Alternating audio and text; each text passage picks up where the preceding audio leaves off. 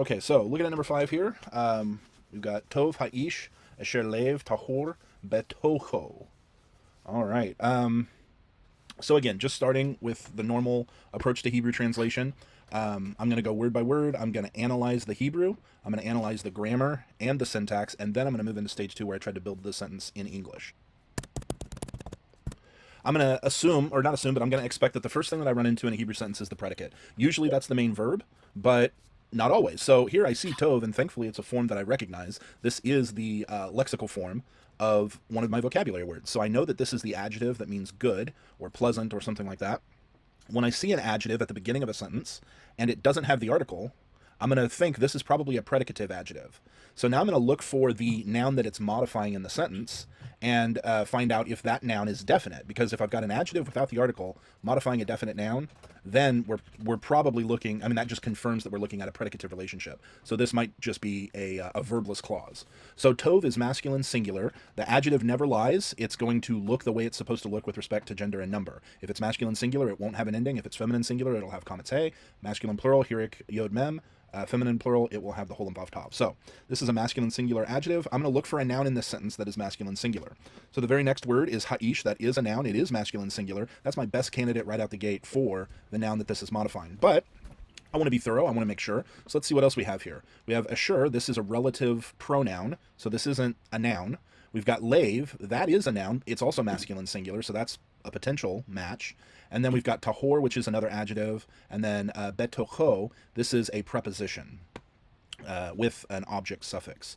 So the only two nouns in this sentence are ha'ish and lave. But I noticed that with lave, not only is it pretty far away from tov, it's also separated into, this is actually a relative, it's not a relative clause. It's a relative phrase, but this is actually sort of a separate phrase that is modifying the main clause here. And so my verbless clause is tov ha'ish. They match in gender and number. They have a mismatch with regard to the article, so that would explain the predicate relationship, the predicate function of this adjective. So this would be something like good, and then we would have good is, and then here the man. Oops.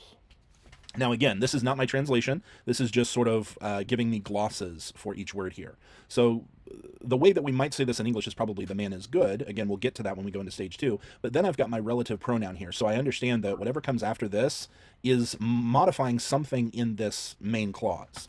So this relative pronoun, obviously there are tons of ways you can translate this: which, that, who, whom, where, when. I mean, there's all kinds of ways. So I usually just go with which, because which is kind of like the most generic of those. So maybe I'll just put that as like, which, something like that. The man is good, which, now we've got lave tahor. So with lave tahor here, I've got a masculine singular noun, which is my lexical form, so I recognize it pretty easily. And then I've got tahor, an adjective that's also masculine singular, so these two are good candidates for an attributive relationship, most likely. I say that for a couple of reasons. One, there's no mismatch in the article, and the adjective comes after the noun. There's a tendency when you have an attributive relationship for the adjective to come after, whereas in a predicative relationship, the adjective tends, not always, but it tends to precede its noun. So here I would say lave is heart, or inner being, and then tahor, this is going to be the word for pure, or maybe clean, depending on the usage. So this would be a heart, a pure, so a pure heart here. So I'm just going to, again, make a note, a pure heart. Okay? And then I've got betocho here. Now this is going to look a little bit confusing at first because this is not the form of this preposition that you learned in your vocabulary. The form that you learned, go back up here, is Toke.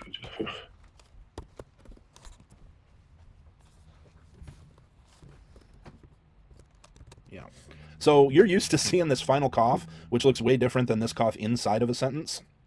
But when you look at the beginning, you look at what the letters actually are. It's gonna take a little while for it to click because your brain is used to seeing this final cough and it doesn't see it here. So this is betoke. Betoke means, I would probably translate it as within generally, and then let context kind of control that as needed. So let's see. Let's go.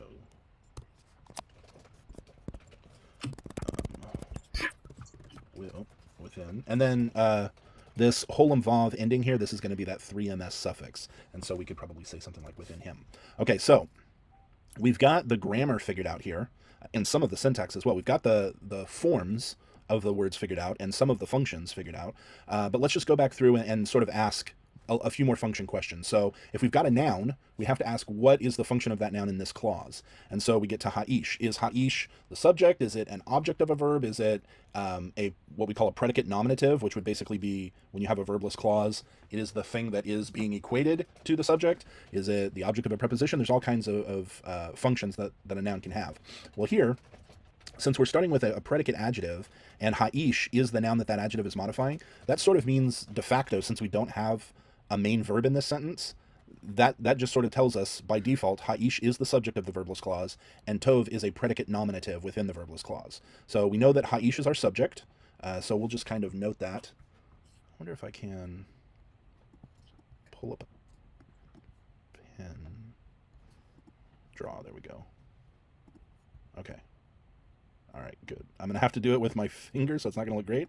But we've got our subject, we've got our predicate nominative. This is a relative pronoun. And then here, let me see if the mouse is any better at this.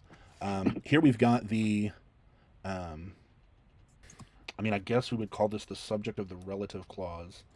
And both of these are verbless clauses, but let's just label what we can. Preposition, and then object of the preposition. And then here we've got our adjective. We might have to think a little bit about the function here. I mean, I'm still leaning toward the attributive function of this, but let's play with it a little bit if we think we can improve it. So now that we've kind of gone through here, let's see. We've labeled all of our nouns. We've identified the nouns modified by each adjective. We've identified the adjectival relationships, predicate. I think that's pretty well. I guess we could also ask, what is this preposition modifying? But let's start building this in English. So English is going to ask, what do you want first? Or we're going to ask English, rather, what do you want first? Okay, so now I ask, how would English build this sentence? All right, so English always starts with the subject. Well, we decided that our subject was the man, and so we start with the man.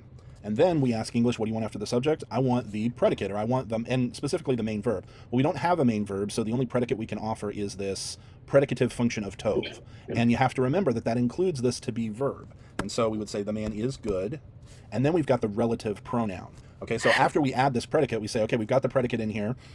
English, what do you want after that? And then English says, give me anything that modifies the subject or the predicate. Now we can fit that in. The man which a pure heart is within him is good. But this doesn't really make sense in English. This is not how English, man, when you switch back and forth between English and Hebrew typing, it really gets squirrely here. The man which a pure heart within him is good. What is that really saying? Well, that's saying that the man is good is the main idea, but we're using this relative clause to qualify what sort of man. So it's not just any man, and we know it's not just any man because it's ha'ish and not just ish. The man is good. Well, which man? You're talking about a specific man. You've got the definite article, so it's a specific, it's a definite man. Which man is good? Which man are you talking about? I'm talking about the one which a pure heart within him, a pure heart within him. Okay, so this here is another verbless clause. So let's talk again about the function between, how would this be different? Let's first add our to be verb in here to make sense of it. So the man, let's do it this way, which a pure heart is within him. That's who we're talking about. That guy is good. Okay? So now we've added our verb to the verbless clause. But still, the man which a pure heart is within him doesn't sound like English either. We're talking about the man. We're going to take the him here and combine it with which. So this is now personal, and it's an object. And so the word we would use for that in English would be the man within whom. Whom would be the relative pronoun that we would use for a person that is functioning objectively. Within whom. The man within whom is a pure heart is good. Okay, the man within whom, and within whom is a pure heart doesn't sound great. We might change this to the man within whom there is a pure heart. Or excuse me, much less, not literally, but much less kind of word for word, we could say, the man who has, we could say the man who has a pure heart is good. That's another possibility. But at this point, we've really gotten away from what we're doing in first year Hebrew. If you got this sentence on a quiz and this was your answer, that you wouldn't get full credit for that, because you're not showing me you know what the words are. This is probably, well, this is probably the most literal translation. This is better, but it's still, something is still awkward about it in English. The reason why it's so awkward is because this is a long relative clause between two terms, the man and is good, that usually go right together. So one thing we might do is we might move this relative clause somewhere else. We might say, the man is good within whom there is a pure heart. That's a little bit better. What if we move it to the beginning? Within the man, yeah, we can't move it before the man. So we're kind of stuck either here or here. So let's see what Futato does with this. Wow, he really just goes with who has a pure heart within him. Who has a pure heart within. This is pretty, I mean, this isn't a bad translation. This is what it means, and this is really how we would say it in English. But he's really breaking away from being able to, like, here he's got, I mean, to introduce the verb has. Has is not what we call a copula. A copula is a specific type of verb that you use for predicate nominatives, which is what we have here. This is turning this is no longer a copula. This is an actual, like, I mean, this is a transitive verb. So it's a little bit of a stretch. I mean, not a stretch in terms of meaning, but I mean, I'm not I think my first reaction to seeing this on a quiz would be, you're not dealing with the words that you see here. And my guess is you probably looked at everything and kind of guessed at the answer. But I guess maybe I need to be a little bit more flexible. I don't think this is a great sentence to give a student.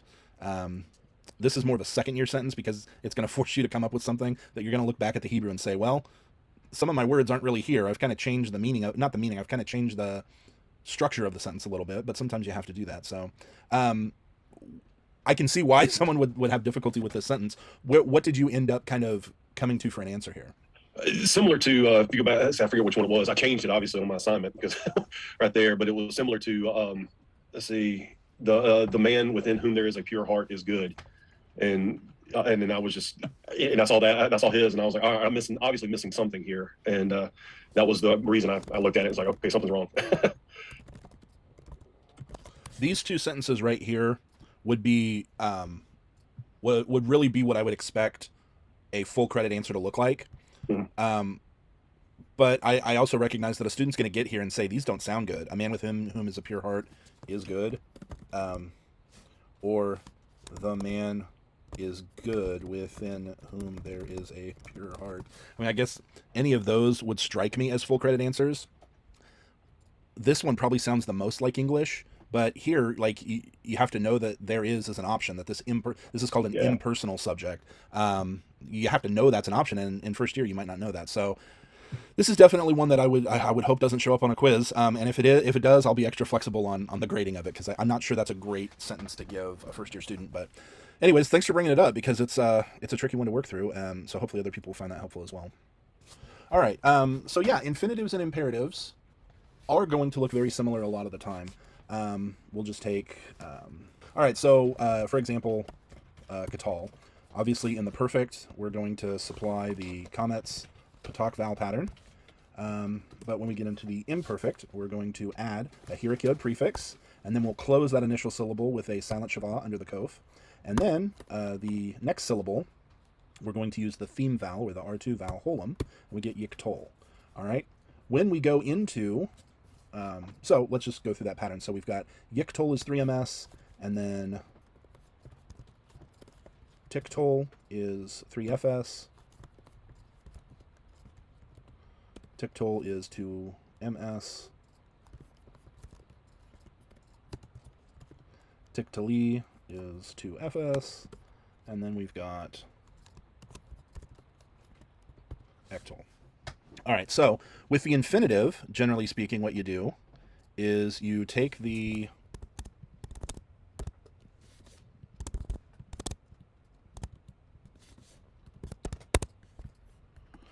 with the infinitive, you take, for example, the 3ms form, and you just remove the prefix. And so what you're going to remove is the yod hirik.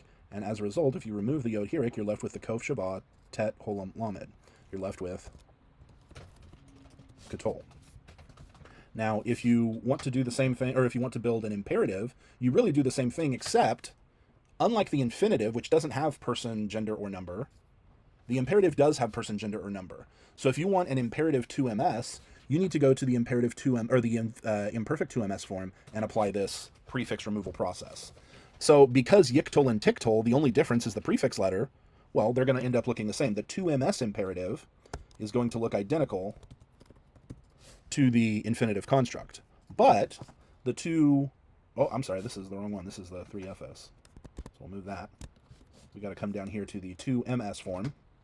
So again, we take off the prefix, and so we're left with Kaf, Shavah, Tet, Holam, Lamed. And it happens to look identical. The 2ms cal imperfect looks identical to the infinitive construct, because the only difference between the imperfect 3ms and the imperfect 2ms is the yod or the tav that you end up taking off anyways. But when you get into these other forms of the imperative, like let's say the imperative 2fs, well, something different happens. We're going to take the tav hirik off, and here we're going to be left with Kaf Shavah, Tet Shavah, Lamed Hirik Yod.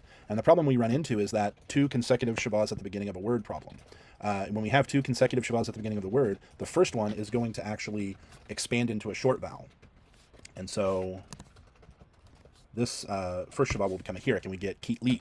All right, so this does, the 2fs imperative looks different from the infinitive construct. And so will the 2mp imperative and the 2fp imperative. Those will also look different. So the only imperative that might look identical to the infinitive construct is the 2ms imperative, okay? But there are going to be times when even the 2ms imperative is going to look different from the infinitive construct. Let me give you some examples. Those are primarily going to be in weak verbs. All right, so if we were to take... So let's take a verb like shalach.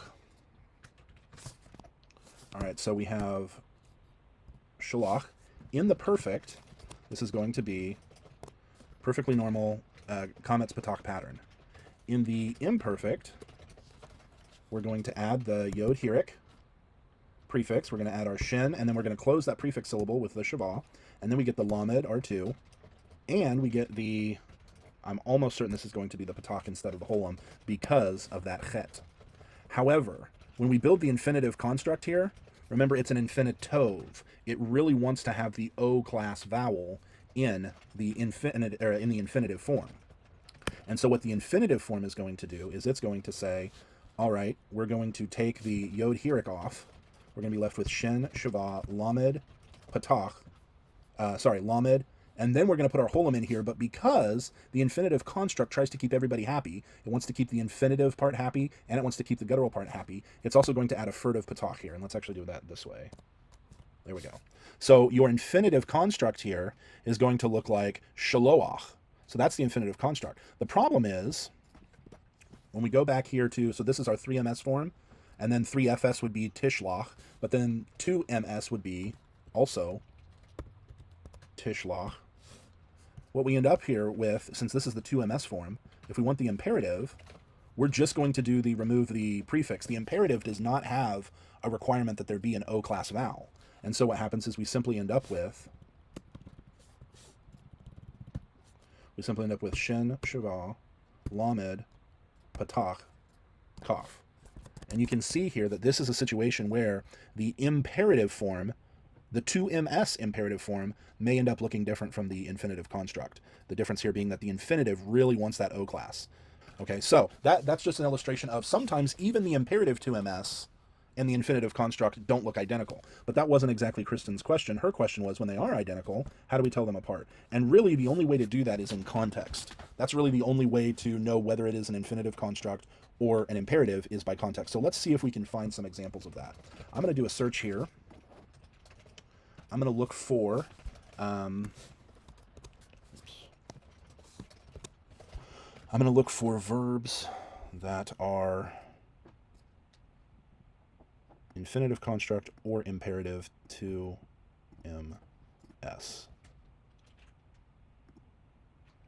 All right, so we'll go to... Okay, so Genesis 21:12. This will be a good one. Let's open that up. All right. This is 2112. Okay, so we've got, and I'm not going to hover because then it'll give you the parsing underneath. But we've got this verb shema here, and we need to decide, is this an infinitive construct or is this an imperative? So what I would do is I would just start translating it through. Unfortunately, verse 12 here, this is a rather lengthy verse, so we've got some work ahead of us, but this will be a good example. This will be just another opportunity for us to work through the Hebrew text a little bit. So let's just start here with verse 12, and I'll just read through it, one kind of chunk at a time, and we'll translate. And that way, when we get to Shema, we should have some idea of how it's functioning here.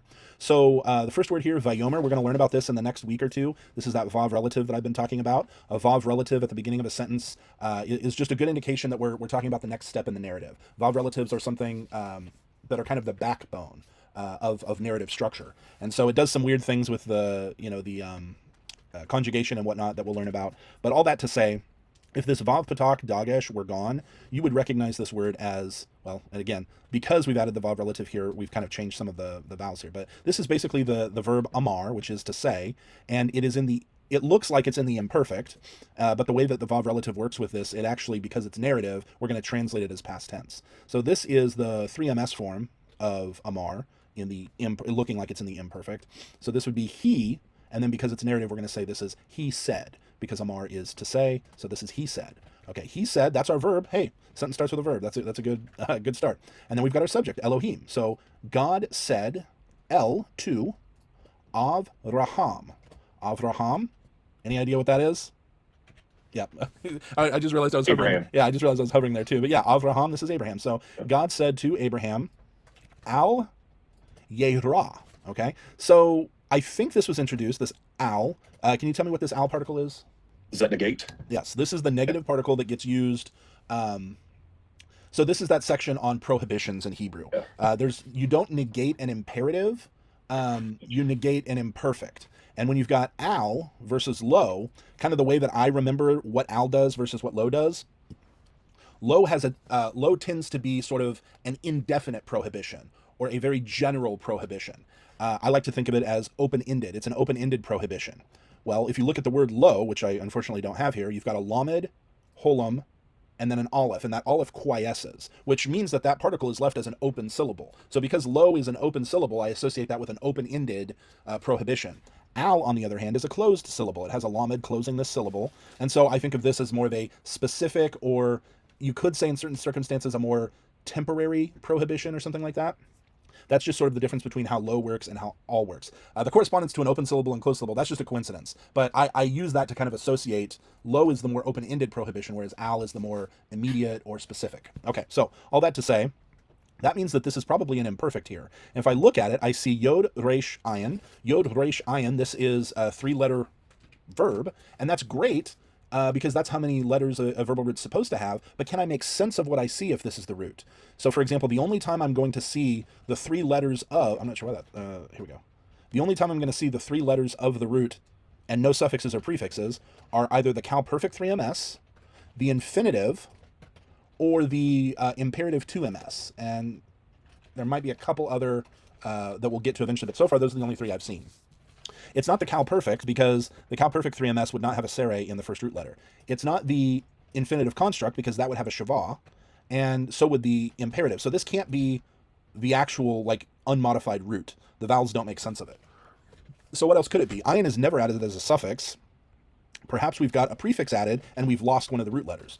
Well, one of the clues that we've learned about, one of the patterns that we've discussed, is the sere pattern in a cal imperfect of a 1 yod vav, and turns out that's what we have here. Now we don't have a sere pattern, we have a sere patak, but we can explain that patak by means of the ayin here. This ayin does not like the sere. It has a strong preference for patak as the vowel that precedes and follows it. So that's why we have a patak here. But anytime you see a sere in the prefix, that's a good indication that you probably have a 1 yod vav in the imperfect. All right, so if this is a 1 yod vav, what's the missing root letter? Well, it's a yod. Okay, so it turns out yara probably was my root. It's just this isn't the yod of the root. This is the yod of this is the yod of the prefix, okay? So let's see if that makes sense, because that gave us an answer, but we haven't learned all of our verb forms yet. And so we have to make sure that this makes sense. So what is yara? Well, that was he. It's actually not yara, it's yare, and that is he was afraid or he feared. So in the imperfect, this would be he will not fear, he will not be afraid. But again, with al, it's negating that. So he will not be afraid would be like a uh, it doesn't quite work as a negated imperative because it's not second person. It would be third person, and it's not adjussive, I don't think. And so it actually doesn't make sense for Yorah here because he's speaking to Abraham, and we would expect a second person um, if this were a prohibition. So what else could it be? Well, there's a type of verb that we haven't learned about yet that would do something similar to the prefix here. What happens is this particular type of verb often loses a letter, and in order to make up for that loss, it will lengthen the prefix vowel. And that's what's happened here. The problem is, I'm not sure if that makes sense either, because this would be the verb for like to be evil, or maybe even to do evil, but it's still in the third person. So how would you translate that? He will not do evil, something like that. He will not be wicked in my eyes. We'll come back to the third person idea. I'm not sure why that's going on, why it's in third person here, but we'll come back to that once we have more. So, anyways, this is some sort of prohibition that Elohim is giving Avraham. Bait preposition is in or at or with. A necha, this is the word ayin for I, but here when we've got the form, basically we put the possessive suffix on the construct form for the most part. And so what happens here is the patak yod hirik for the ayin, that contracts into a Sarah yod. So this is eyes of you, so in your eyes. Al, this is our preposition for honor upon. Hanar, the boy or the servant. And upon amatecha. Amatecha, I want to say is ama with the suffix. Ama, I think ama means like arm or something like that. I'm going to try to pull up the lexicon here. Here we go. Ama. Oh no, this is slave. The word for arm has the dagesh. Yeah, forearm. If there were a dagesh, it would be forearm. Ama here is just a word for slave that we haven't had. So, something about being evil or doing evil in your eyes upon the boy and upon your slave. Kol is all that or all which tomar. Tomar is again amar, but this is either 3fs or 2ms, probably 2ms in this context. All which you will say elecha to him or to you. All which you will say to you. That's not right. Your God. All which you will say elecha. I'll have to come back to that. Sarah, okay. All which she will say because Sarah is his wife, so this is 3fs.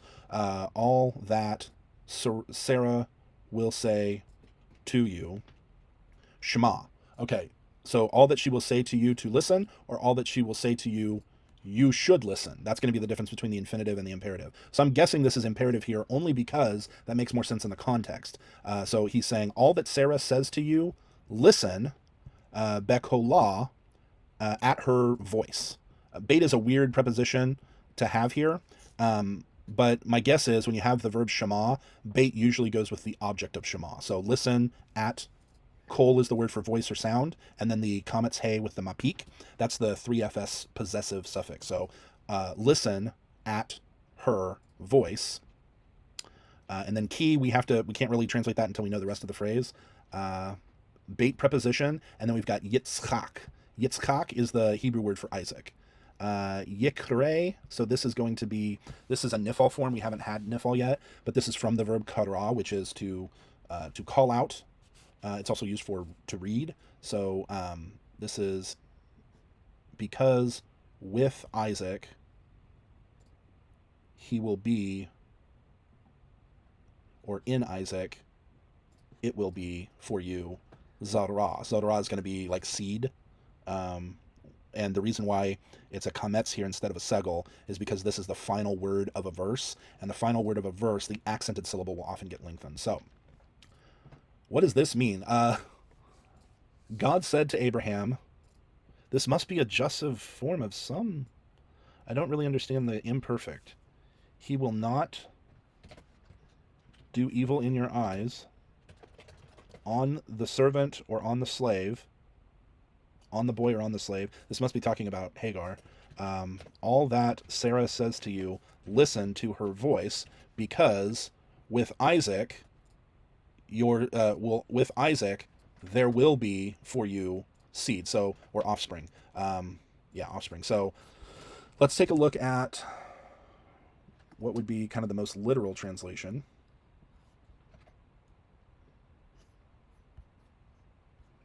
Here we go. And God saith unto Abraham, let it not be wrong in thine eyes. Okay, so that's suggestive. I think. Let it not be wrong. Let it not be evil. It will not be evil in your eyes. So it shall not be evil in your eyes. Don't let it be evil in your eyes. And then here, al is probably not the spatial preposition upon or on top of. This is probably the meaning that would be like concerning or with respect to. All right, so let it not be wrong in thine eyes because of the youth or respect to the youth. That's na'ar.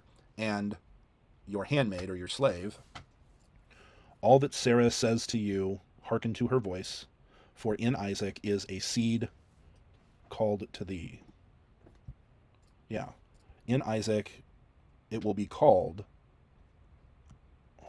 for you a seed or offspring. That's interesting. Let's do... I figure out how to move this thing. There we go. Just move it up here. All right. Let's do slightly less literal. NASB. But God said to Abraham,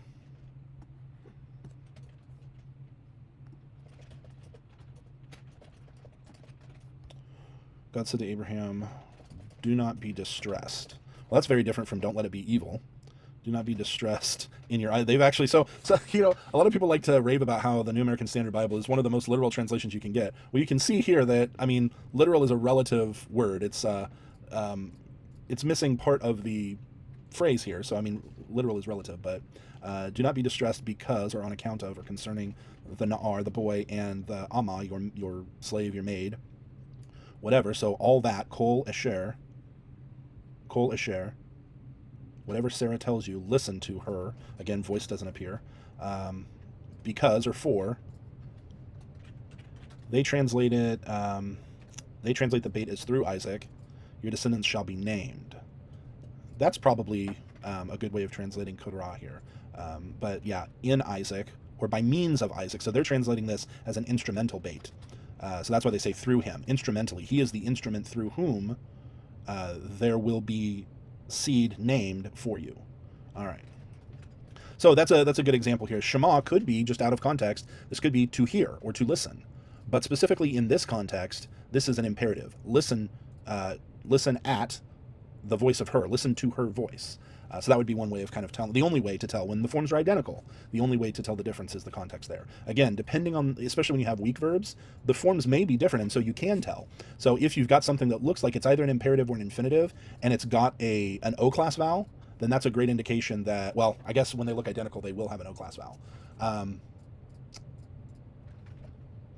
If it looks like it could be either, and it doesn't have an O-class vowel, then that would be the imperative form. Because the infinitives, the infinitives, are going to want to keep an O-class vowel if they can. All right, so anyways, there you go.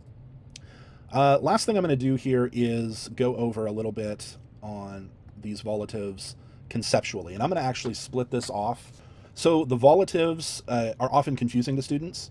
And I want to just give kind of a broader explanation if I can, kind of relate them a little bit more to what we know about in English. So the reason why we call these volitives, again, they're labeled kind of by person. So if you're talking about a second person volitive, we call that an imperative, and we have imperatives in English. Usually in English, imperatives only occur in the second person.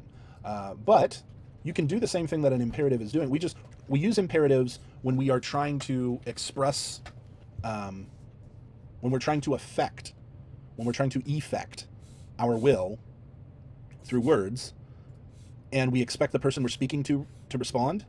That's when we use the second person. That's when we use the imperative. So let's say I want some salt, and I'm trying to fulfill that desire, but I want you to be the person to respond to that desire. I'm going to say, please pass me some salt, or pass me the salt, or hand me the salt. I'm going to use the imperative because I want the person I'm speaking to be the one who responds. If I am with a friend, and I want some pizza, but and let's say I want my friend to hand me the pizza or order some pizza, I might say order some pizza because I want him to do it. If I expect to involve myself in the response, if I'm going to participate in the response, I could say something like let's order pizza or let's get some pizza. That would include myself in the response, and so that would be a first person. That's first person plural. Let us do this. But that's the form I'm going to use when I expect myself to respond to this desire or to respond to effecting this desire. And then finally, if I'm communicating a desire that I have to you, but I'm not expecting you to respond, and I'm not expecting myself to be part of the response, I'm expecting some third party to be part of the response, that's when I'm going to use the third person volitive, which we call the jussive. And the way that works is something like, may the Lord bless you and keep you. I'm saying may the Lord bless you and keep you, but I'm not expecting you to respond. I'm expecting a third party. I'm expecting the Lord to do something. You're just the beneficiary of that. You're just the object. That sounds unfortunate, but like you are the one who's being blessed. I'm not expecting you to respond to my desire at all. My hope is that this third party, the Lord, will respond. And that's why we use the third person, the jussive. So that's the difference really between the jussive, the imperative, and the cohortative. The jussive is used when I expect some third party that I'm not speaking to, I'm speaking about a third party. When I expect them to respond, or when I want them to respond to my desire, I'll use the jussive. May the Lord bless you. When I want you to respond directly to my desire, then I'll use the imperative. Let's go get pizza. Pass me the salt, something like that. Or not let's go. That would be, excuse me, that would be including myself. But hand me the salt. That would be the imperative. I want you to respond. But if I want to include myself in the response, that's when I would say something like let's get pizza. I would use the cohortative. Okay, so these three different forms really correspond to who do I want to directly respond to this expression of desire. Do I want myself to be included in the response? Then I'll use the cohortative. Do I want a third party whom I'm not addressing directly to be the responder? Then I'll use the jussive. And often the jussive gets used for people of authority to whom it might be inappropriate to make a direct imperative request. We might use the jussive to communicate this is more like a desire than a command.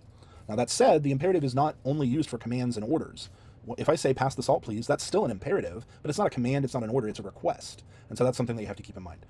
The imperative is flexible, but it is the most direct of the volitives because you're expecting the person you're addressing to respond, so it's very direct. Cohortative is less direct because it includes yourself in the response, and then the jussive might be the least direct because the person that you expect to respond isn't even in the conversation, it's a third party. All right, so that's the difference between jussive, cohortative, and imperative. As far as the forms go, the forms are formed differently for each one. Obviously, the imperative is built off of the imperfect, and you just remove the prefix. That's how the imperative is formed. The cohortative is formed by adding a syllable, a common syllable, to the end of the imperfect 1CP or the imperfect 1CS. And then the jussive is formed very, very similarly to the imperfect. I think there may be an accentuation difference, and that's only going to affect the spelling in certain situations or with certain weak verbs. So that's something to keep in mind. The forms are created differently, but the meaning is very similar between them all. All right, so what else do I want to cover here? There's one other thing that's really important to remember when it comes to these volitives, especially the cohortative and the jussive. So with the cohortative, we'll often use the English word let, so let us do this, especially in the plural. But don't allow yourself to think that just because we're using the word let, that we're talking about permission. If I say let's go shopping, I'm not asking for permission to go shopping. It's a way of expressing my desire. And, so what, okay, let's talk about that. I can express my desire without using a jussive. I can say I want to go shopping. But what is the difference between saying I want to go shopping and saying let's go shopping? What's the difference between those two? What is the difference between a volitive like let's go shopping and what we would call an indicative or a declarative sentence like I want to go shopping? The difference is if I say I want to go shopping, that indicative or that declarative sentence is just stating a fact. Now, indicatives can state false facts, like it doesn't have to necessarily be true, but it's just stating a fact. Let's go to the store isn't stating a fact. That's the difference between a volitive and an indicative or a declarative sentence. The indicative or declarative, I want to go shopping, is just telling you the state of reality. Let's go shopping is trying to effect a change. With the sentence, it's trying to accomplish something other than just communicating information. It's actually trying to get you to participate with me in fulfilling this desire. If I say, I want the salt, versus pass me the salt, a smart aleck could respond to I want the salt with good for you. If I say pass me the salt, no one's going to say good for you. The difference between the two is I want the salt is indicative. It's indicating something about reality, whereas pass me the salt is trying to affect, it's attempting to effect something. It's attempting to effect a response. All right, so that's the real difference there between, yes, we can express desire or what we wishes or what we can express that with indicative verbs, but the difference between expressing those desires with an indicative and with a volitive is the volitive is used to accomplish the desire. And when we want the person we're speaking to accomplish that desire, to fulfill that desire, we use the imperative. When we want to participate in the accomplishment or fulfillment of that desire, we use the cohortative. And when we want a third party to accomplish that desire, to whom we're not even speaking, that's when we use the jussive. But we're not asking for permission. I'm not saying, may I go to the store, or may we go to the store? Are we allowed to go to the store? Would you permit us to go to the store? I'm saying, let's go. I don't need permission. I'm just trying to get you to join me in going. If I say, may God bless you, may the Lord keep you, make his face to shine upon you, I'm not asking for permission. I'm not asking you to give God permission to do this. I'm expressing a desire, hoping that, or with the intention that, this third party will fulfill it. I'm calling for a response. So in the imperative, I'm calling for you to respond. In the cohortative, I'm calling myself to respond. And in the jussive, I'm calling a third party to respond to my request, whom I'm not addressing directly. But I'm not asking for permission, and I'm not asking for someone to. I'm not asking for someone to allow it to happen or permit it to happen or don't hinder it or anything like that. The only reason why we think in those terms is because we also use may and let for permission in English. But those are two different functions. The volitive function of may or let is different from the permissive function or may or let. I hope that's clear. I think that's it on the volitives. I'll go ahead and wrap it up since no one else is in the conference. If you guys have any questions, please let me know. And I hope you have a great weekend.